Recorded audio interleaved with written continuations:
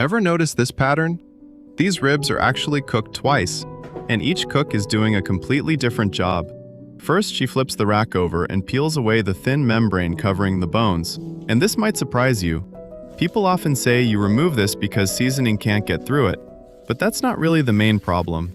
The membrane can stay tough or rubbery even when the meat underneath becomes tender, so she pulls it off. Then mustard and spices go together with blended onion and garlic, and the entire rack gets coated.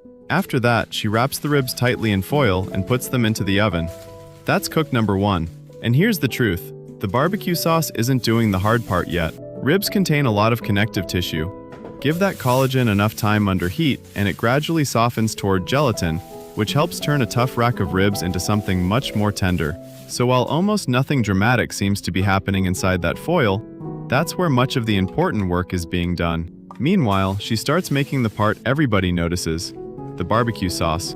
Mustard, soy sauce, vinegar, garlic, and spices cook down into a thick glaze. Then the ribs come back out. The foil comes off, the sauce goes on, and now we get cook number 2. This time, the goal is different. The long first cook developed tenderness. The hotter second cook helps finish the exterior and set that glossy glaze. And then comes the payoff. The ribs are darker, stickier, and so tender that the bones practically separate from the meat. But here's where American barbecue gets interesting.